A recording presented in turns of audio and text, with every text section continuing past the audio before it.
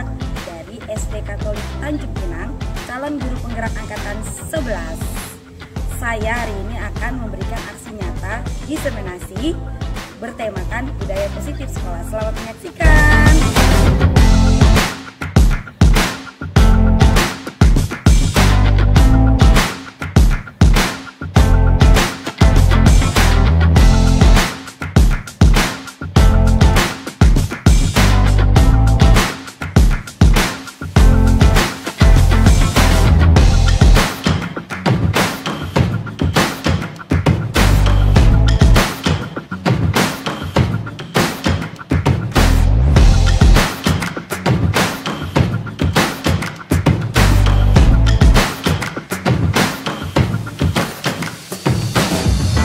Bapak Ibu sudah meluangkan waktu untuk saya pada siang hari ini akan melaksanakan aksi nyata atau istilahnya diseminasi berbagi praktik baik untuk Bapak Ibu dengan temanya adalah budaya positif. Ini ada grogi Bapak Ibu, jadi mohon bantuannya kalau ada salah-salah mungkin bisa bantu perbaiki ya. Karena di sini saya bukan menggurui seperti yang biasanya Bu Tini sampaikan. Kami itu hanya berbagi apa yang kami tahu ya, ilmu apa yang kami sudah dapat. Jadi sama-sama belajar di sini. Pertama-tama saya berikan salam guru penggerak itu saya, penyemangat untuk saya dan untuk Bapak Ibu. Salam dan bahagia untuk kita semua. Semoga kita bisa menjadi seorang guru yang bahagia. Itu inti dari budaya positif sekolah. Bapak Ibu, saya minta waktunya sebentar sebelum memulai kegiatan ini. Jadi saya mau buat ice breaking, tapi saya bingung ice breakingnya apa. Karena posisinya kita duduknya seperti ini. Jadi mungkin saya minta waktu 30 detik untuk Bapak Ibu saling menatap berpasangan itu. Jadi Pak Hendy dengan Miss Windy, Pak Apin dengan Bu Tini, lalu Bu Nova dengan ini lah, langsung sama Bu Nuni, Bu mulut dengan Kak Ardi.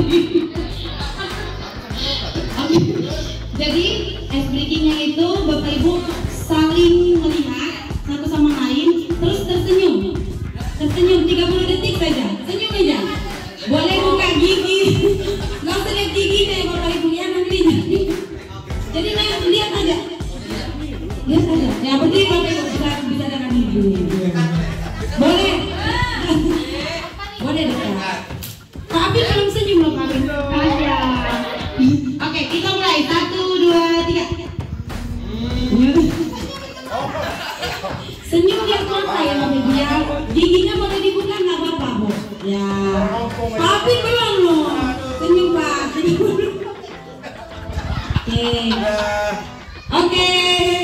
Oke, terima kasih. Semoga ini bisa menjadi semoga bisa membawa suasana yang positif ya sebelum kita mulai kegiatan.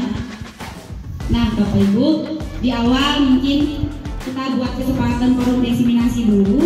Di sini sudah saya buatkan contoh. Yang pertama, menghargai siapapun yang berbicara, menjadi pendengar yang baik. Mungkin ada tambahan Bapak Ibu? Kalau ada tambahan, apa aja boleh. Kesepakatan untuk kegiatan forum ini kan menambahkan mungkin sudah ada dua. Kalau ini disepakati mau ditambahkan boleh. Ada cukup dua aja cukup. Berarti kesepakatan forum diseminasi pada siang hari ini adalah menghargai siapapun yang nanti berbicara dan juga menjadi pendengar yang baik. Yang berikutnya saya langsung pada materinya Bapak Ibu. Di sini saya akan menjelaskan terkait disiplin budaya positif sekolah. Jadi seorang guru yang baik harus memiliki kemampuan dalam mewujudkan budaya positif di sekolah. Budaya positif tersebut dapat dijalankan dengan menerapkan konsep-konsep inti. Ada 6 konsep intinya. Yang pertama, disiplin positif. Yang kedua, motivasi perilaku manusia. Yang ketiga, keyakinan sekolah atau kelas. Yang keempat, kebutuhan dasar manusia. Yang kelima, posisi kontrol restitusi. Dan yang terakhir adalah segitiga restitusi. Kalau Ibu Tini ini sudah dimakan Bu Tini lah, udah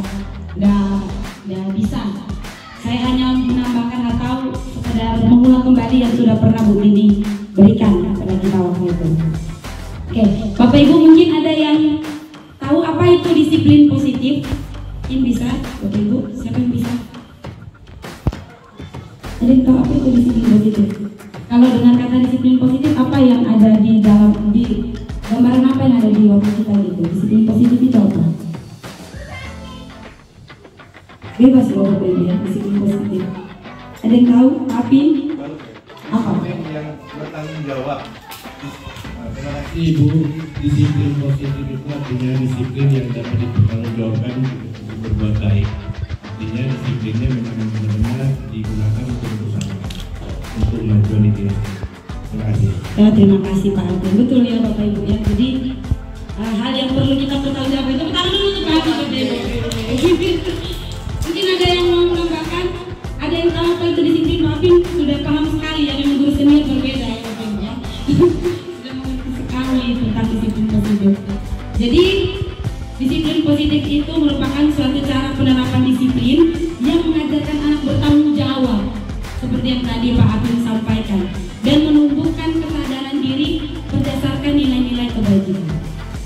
Bukan karena takut atau bukan karena supaya dipuji orang, tetapi betul-betul kesadaran diri internal diri kita sendiri ya, berdasarkan nilai-nilai kebajikan. Nah, disiplin positif lebih ke arah disiplin diri yang dapat mengontrol diri dalam melakukan segala tindakan.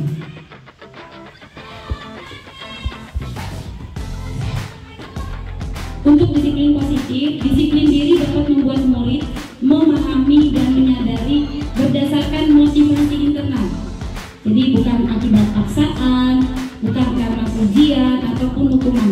Biasanya mungkin anak-anak takut terlambat karena nanti takut dihukum guru, atau takut mau maju ke depan takut salah, nanti dimarahin gurunya, atau dia mau menjawab pertanyaan itu karena dipuji, supaya dipuji gurunya bahwa dia pintar. Jadi yang diharapkan itu bukan dari situ. Jadi bukan berdasarkan bukan dari paksaan, pujian ataupun hukuman. Nah, nilai-nilai kebajikan itu sebenarnya semuanya sudah include di dalam yang namanya 6 karakter dalam profil belajar Pancasila. Ada beriman bertakwa kepada Tuhan Yang Maha Esa, berakhlak mulia, lalu ada mandiri, lalu berkebinekaan global, bergotong royong, kreatif, dan bernalar kritis. Jadi nilai-nilai kebajikan yang universal semuanya sudah include di dalam 6 karakter dalam profil belajar Pancasila. Nah, ini yang tadi istilahnya yang harus ada dalam budaya positif itu. Selain disiplin positif, ada juga yang namanya motivasi perilaku manusia. Mungkin Bapak Ibu ada yang tahu perilaku kita itu motivasinya apa biasanya? Kalau tadi ada disiplin positif, kalau contoh disiplin negatif itu gimana? Kalau negatif, ada disiplin positif berarti ada negatif. Iya. Oh. Terima kasih Pak Alvin atas pertanyaannya. Jadi ada disiplin positif, ada disiplin negatif. Aduh, pertanyaan susah sekali. Berdasarkan pemahaman saya Bapak, kenapa kita itu saat kita gini Pak, saat kita melakukan keyakinan kelas, kenapa kita tidak menggunakan kata tidak? Karena kita menghindari negatifnya. Kenapa kita tidak boleh buang sampah di kelas? Kita tidak pakai kata tidak boleh ya, tetapi kita gunakan kata jagalah kebersihan. Kita tidak menggunakan kata tidak boleh karena kita menghindari negatif itu. Sehingga memang tidak ada kata negatif Pak. Tidak ada negatif di sekolah atau disiplin negatif itu tidak ada. Namanya disiplin karena disiplin itu nilai kebajikan yang positif. Tidak mungkin negatif begitu. Negatifnya adalah Bapak melanggar disiplin itu. Mungkin itu Pak. Dan saya mungkin ada yang mau menambahkan. Siapa tahu kurang lengkap, silakan Bu Tim.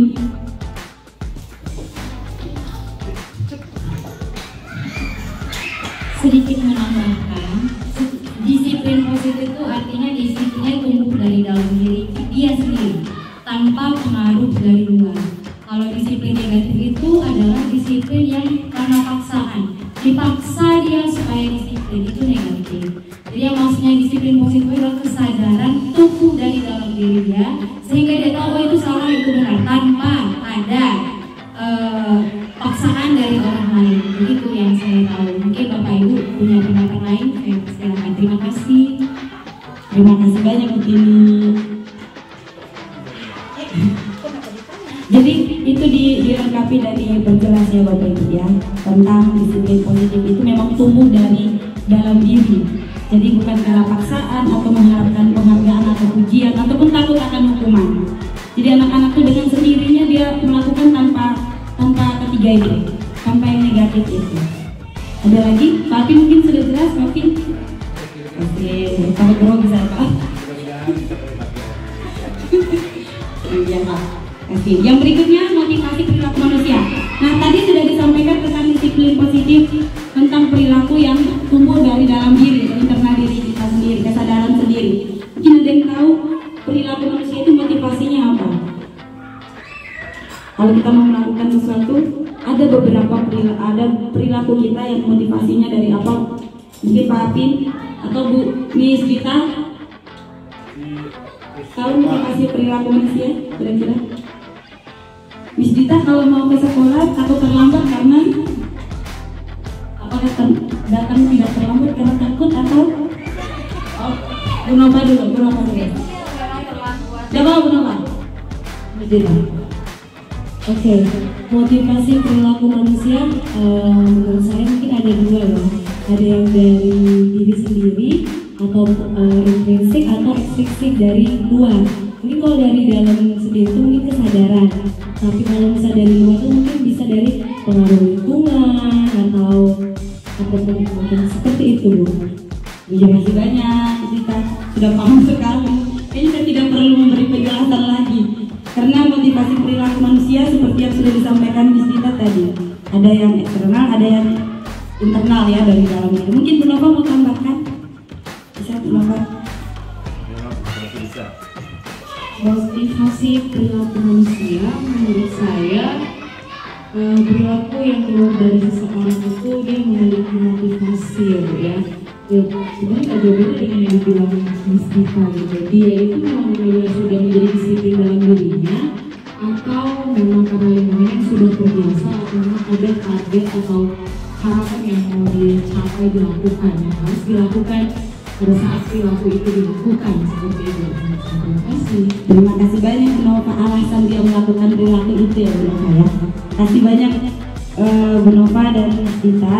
Jadi seperti yang tadi sudah diberikan atau dijelaskan oleh Bu Nova sama Miss Dita, sudah sesuai ya Bapak Ibu ya.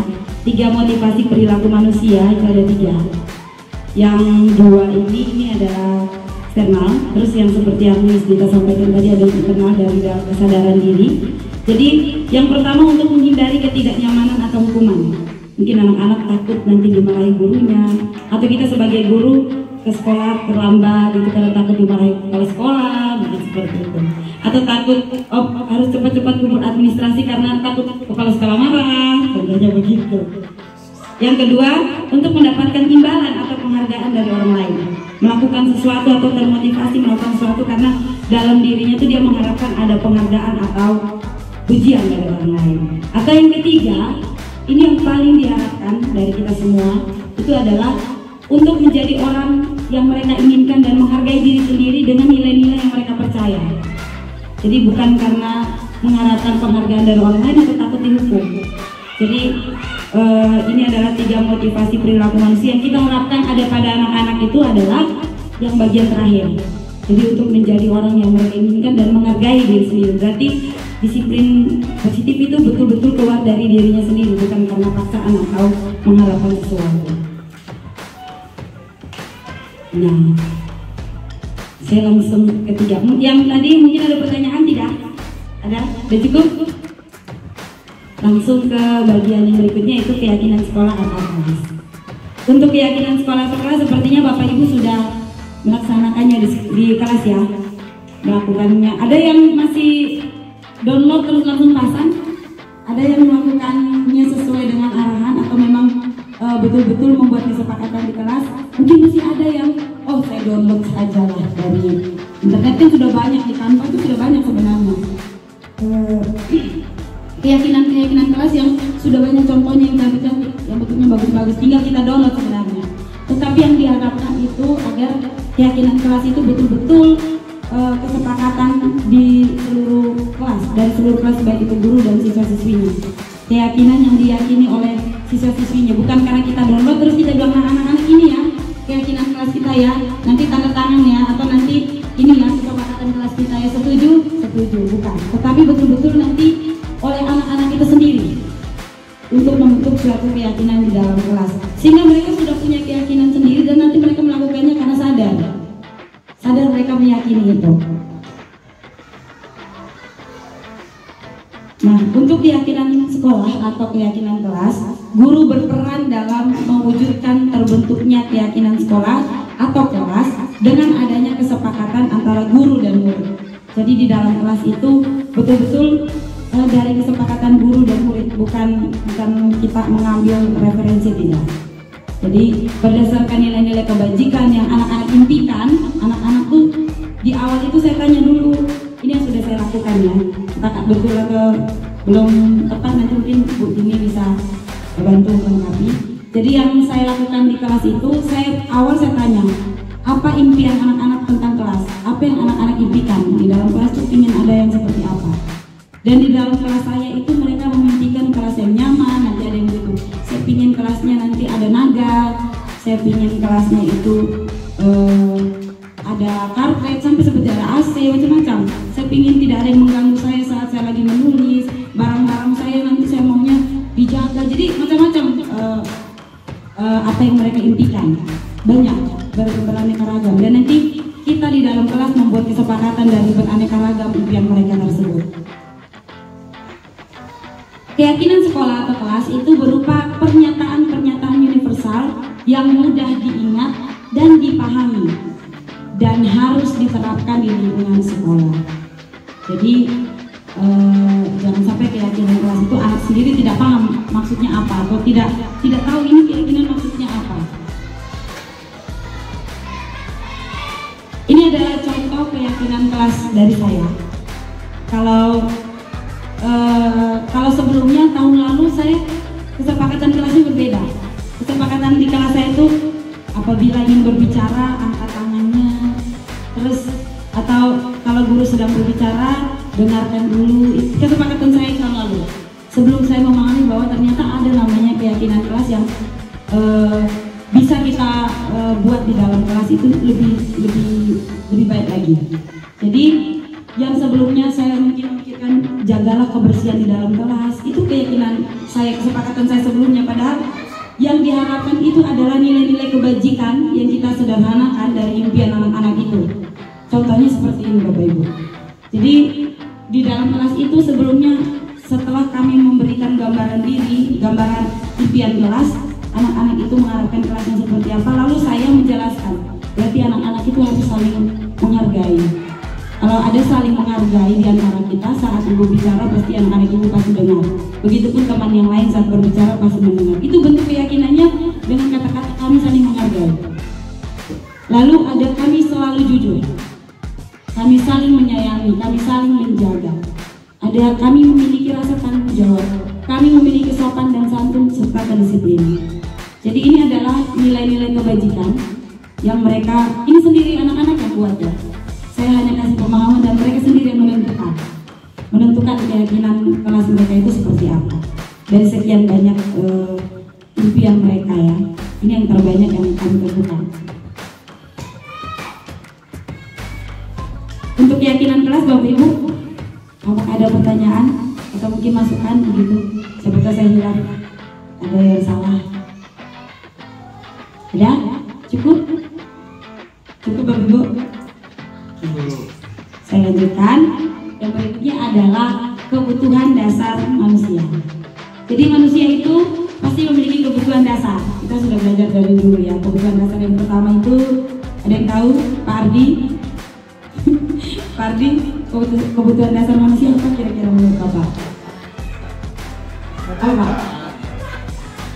Apa Pak? Makan. Makan. makanan, apa lagi Bapak Ibu? Pakaian, tempat tinggal. Jadi ya, jadi kebutuhan dasar itu kebutuhan dasar manusia Bapak Ibu, kita sudah tahu bersama. Nah, di sini saya punya sebuah pernyataan. Ketika seorang murid melakukan perbuatan yang bertentangan dengan nilai kebajikan atau melanggar peraturan, itu sebenarnya dikarenakan mereka sedang memenuhi kebutuhan dasar mereka. Ada 5 kebutuhan dasar manusia Bapak Ibu. Yang pertama adalah bertahan hidup. Itu yang tadi Pak bilang, makan. Lalu kasih sayang dan rasa diterima. Ini kebutuhan dasar kita sebagai manusia. Lalu penguasaan. Yang keempat ada kebebasan, dan yang terakhir adalah kesenangan. Nah, saya mungkin tidak menjelaskan secara detail tentang 5 kebutuhan dasar itu, tapi kita bisa lihat bersama dari ini kasus yang kita pernah alami ya Bapak Ibu ya. Kali ini ada di tahun lalu kelas Pabagio, tapi saya tidak berikan nama aslinya. Ini kasus yang ada di kelas, bukan Pabagio, Bu Helen, kelas Bu Helen. Jadi Ibu Zulaika, anggap saja Mawar, contohnya Ibu Zulaika, guru wali kelas 6A, sedang bingung menghadapi ulas salah satu murid di kelasnya, Tommy. Beberapa anak telah mengeluhkan Tommy yang seringkali meminta bekal makan siang mereka dengan paksa. Jika Anda menghadapi situasi seperti Ibu Zulaika, apa yang akan Anda lakukan? Menurut Anda, kira-kira apa alasan Tommy melakukan hal itu? Bagaimana? Ada yang bisa? Kira-kira menurut Bapak Ibu, apa alasan Tommy melakukan hal itu? Dia sering minta makan bekal anak-anak, teman-temannya, bekal siang, bekal istirahatnya anak-anak. Mungkin berdasarkan kebutuhan, ada yang bisa jawab? Miss Dita, silakan.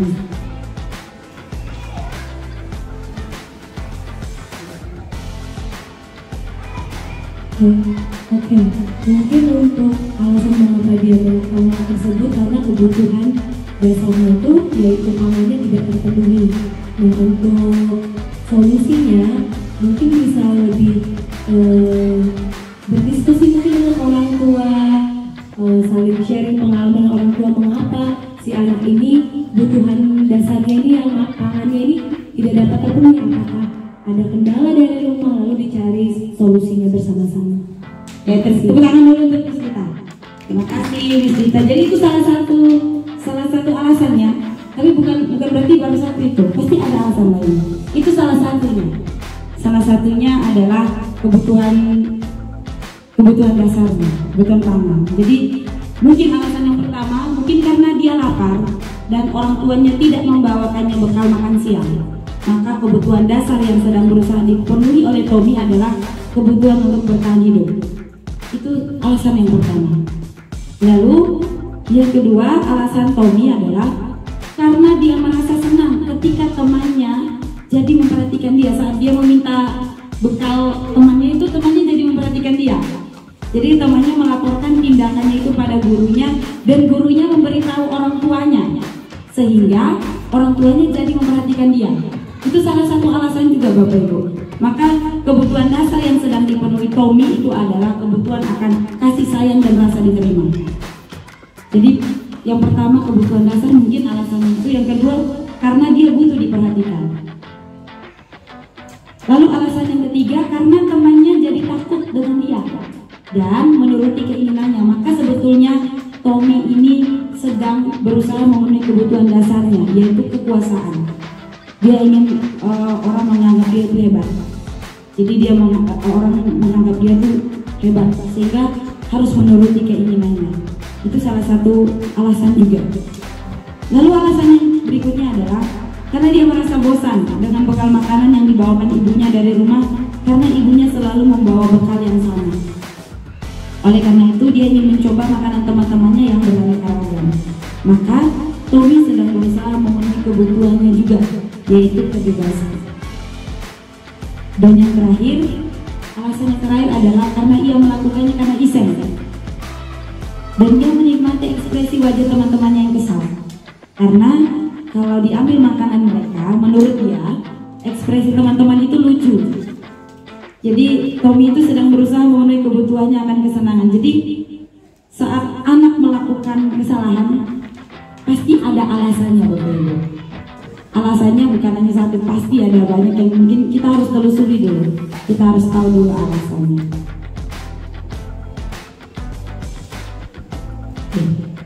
Untuk itu bagaimana caranya kita bisa mengetahui alasan anak-anak tersebut? Itu ada yang namanya posisi kontrol restitusi. Posisi kontrol restitusi itu adalah 5 posisi kontrol restitusi. Kita sebagai guru, ada guru yang sebagai penghukum. Jadi kalau anak-anak sudah melakukan kesalahan, ini saya pernah lakukan. Saya pernah hukum anak-anak berdiri di bendera, pernah, gara-gara mereka main PR. Setelah saya mempelajari, ternyata saya waktu itu posisi sebagai penghukum. Saya berada pada posisi sebagai penghukum. Lalu ada posisi kedua adalah guru sebagai pembuat merasa bersalah. Contohnya di dalam kelas anak-anak, ibu ini sudah capek loh. Itu saya pernah lakukan. Ibu ini sudah capek, bisa tolong diam nggak? Dan itu saya berarti sebagai pembuat merasa bersalah. Anak-anak jadinya merasa bersalah. Aduh kasihan Ibu Astria nanti dia capek, ayo kita diam. Gitu. Karena saya membuat mereka merasa bersalah. Lalu ada guru sebagai teman. Ada guru sebagai teman, lalu guru sebagai pemantau, dan juga guru sebagai manajer. Nah, ini adalah motivasi atau 5 posisi kontrol yang tadi saya contohkan. Kalau kita sebagai penghukum, jadi guru itu bisa menghardik, menunjuk-nunjuk, menyakiti, menyindir. Meskipun hanya menyindir ya Bapak Ibu, kita sudah menjadi seorang penghukum. Atau dari kata-kata kita itu, kita bisa membuat anak-anak itu memberontak atau menyalahkan orang lain, atau bisa membuat anak-anak itu bisa berbohong karena dia takut. Lalu yang kedua, pembuat merasa bersalah. Itu contoh yang seperti saya sudah pernah lakukan juga, yaitu saya kadang kalau sudah tidak tahu lagi bagaimana caranya saya mendiamkan anak-anak supaya tidak ribut, saya biasa, aduh Ibu Asif nih sudah capek, anak-anak tolonglah diam. Itu berarti saya membuat mereka merasa bersalah. Saya sebagai seorang pembuat merasa bersalah. Lalu sebagai teman, ini sebenarnya ada baiknya juga kita sebagai teman ya Bapak Ibu. Yang guru lakukan itu adalah membuatkan alasan-alasan untuk muridnya. Kita membuat alasan-alasan untuk muridnya. Ayo lakukan ini demi ibu. Jadi mereka mau melakukannya karena gurunya, karena dia merasa dia berteman dengan ibu, gurunya gitu. Ayo anak-anak lakukanlah ini untuk ibu ya, karena kita kan teman. Gitu. Jadi masa kamu tidak mau, ingat tidak ibu pernah bantu kamu untuk ini gitu. Jadi hasilnya itu anak-anak itu menjadi ketergantungan. Yang berikutnya, pemantau. Pemantau ini guru sebagai istilahnya dia menghitung dan mengukur. Apa peraturannya? Kamu tahu nggak peraturan sekolah kita apa? Itu seorang pemantau. Seorang pemantau. Jadi yang diharapkan dari 5 posisi kontrol ini adalah sebagai manajer, di mana di awal kita ajukan dulu pertanyaan-pertanyaan. Anak-anak pasti ada alasan mereka melakukannya. Jadi apa yang kita yakini, apa yang bisa kau kerjakan untuk memperbaiki masalah ini, nah, jadi kita kembalikan kepada mereka supaya mereka juga mencari solusi terbaik. Nah, Bapak Ibu, posisi kontrol restitusi di antara kelima posisi kontrol tersebut sebaiknya seorang guru menggunakan posisi kontrol sebagai manajer.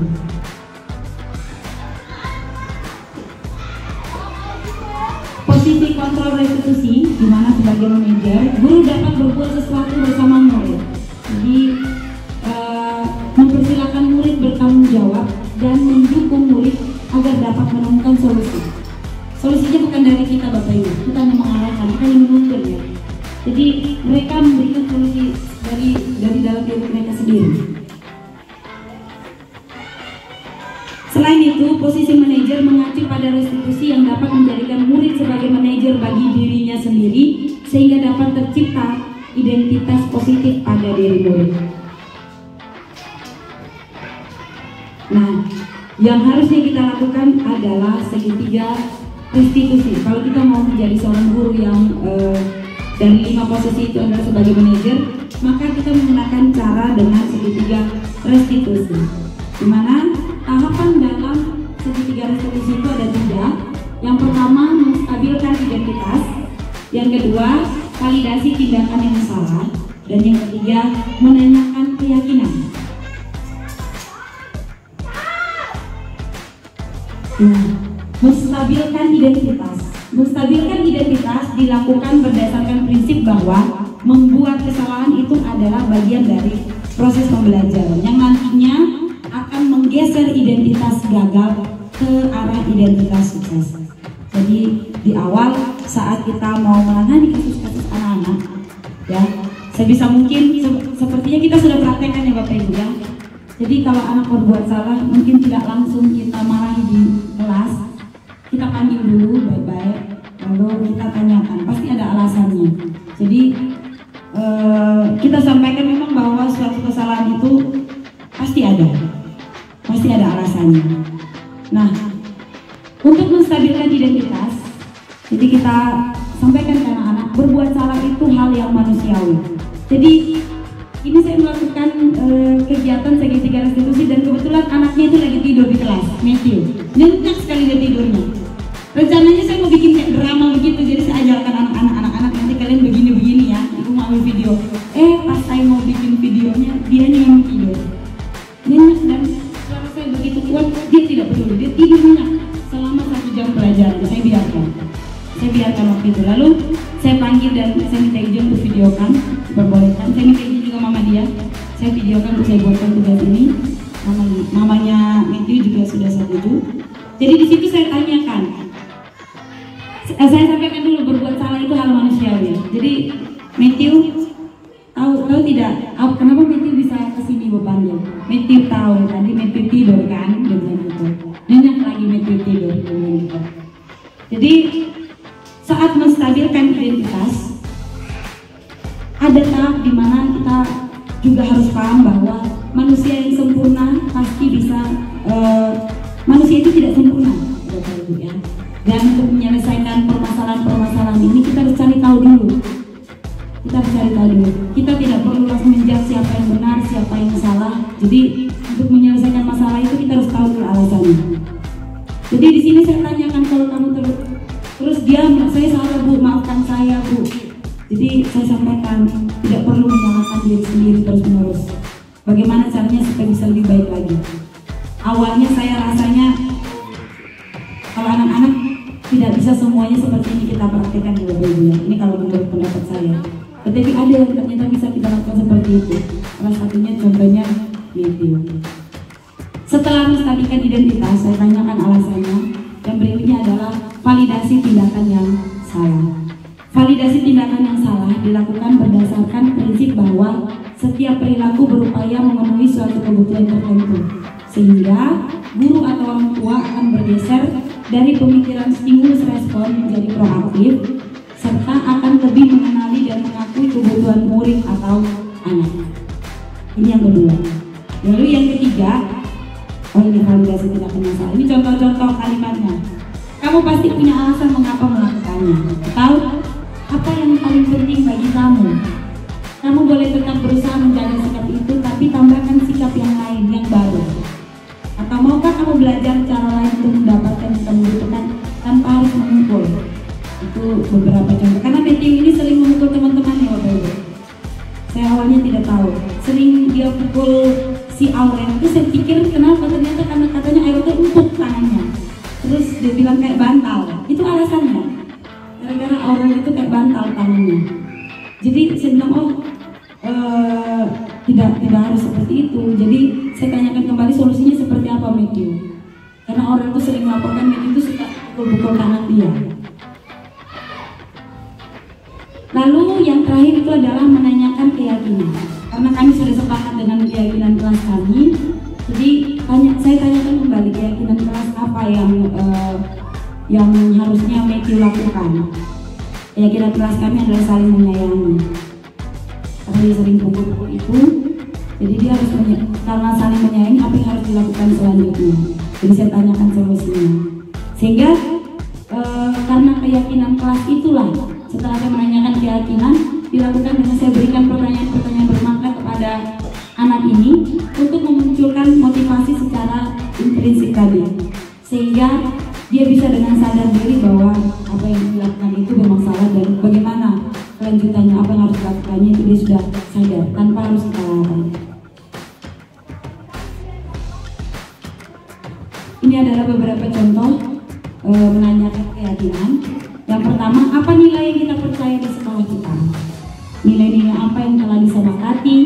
Kelas yang ideal itu seperti apa? Kamu ingin jadi anak seperti apa? Apa yang kamu rasakan? Ketika kamu melakukan itu, kamu menjadi orang yang seperti apa? Ini beberapa pertanyaan untuk menanyakan keyakinan. Oke, sudah selesai. Jadi dari yang sudah saya paparkan tadi dari awal, Bapak Ibu, kesimpulannya adalah seorang guru yang baik harus memiliki kemampuan dalam mewujudkan budaya positif di sekolah. Budaya positif tersebut dapat dijalankan dengan menerapkan konsep-konsep inti tadi, yaitu disiplin positif, motivasi perilaku manusia, keyakinan sekolah atau kelas, kebutuhan dasar manusia, posisi kontrol, restitusi, dan segitiga restitusi. Mungkin itu aja Bapak Ibu yang bisa saya sampaikan. Apabila ada pertanyaan atau mungkin tambahan Bapak Ibu, karena di sini saya juga baru belajar, saya juga sebenarnya baru mau menerapkan Bapak Ibu. Jadi baru belajar dan baru mau menerapkan. Mungkin ini saat saya menerapkan juga bisa Bapak Ibu sejalan, kita sama-sama menerapkan budaya positif di sekolah, baik di sekolah maupun di kelas. Sekian dari saya Bapak Ibu. Mungkin ada tambahan dari Ibu ini, dari Ibu Usi mungkin. Oke, baik, terima kasih Bapak Ibu. Sekian dari saya Bapak Ibu. Mungkin kalau ada apa pertanyaan atau tanggapan berikutnya yang mungkin dalam perjalanan kegiatan saya melaksanakan kegiatan calon guru penggerak ini, mungkin ada yang ditanyakan, dipersilakan Bapak Ibu, karena saya bertugas untuk berbagi praktik baik Bapak Ibu. Jadi di situ mungkin apa yang ingin saya dapat bisa saya berikan. Apabila saya tidak langsung berikan, mungkin harus ada inisiatif dari Bapak Ibu juga selain saya. Saking mungkin dalam perjalanan saya masih agak sibuk. Jadi kalau setelah ini mungkin Bapak Ibu bisa mengingatkan saya kalau mungkin saya belum menerapkan itu dengan baik, ada hal yang belum saya bisa menerapkan dengan sangat baik, mungkin kita saling mengingatkan. Mungkin itu aja Bapak Ibu. Terima kasih. Selamat sore untuk kita semua.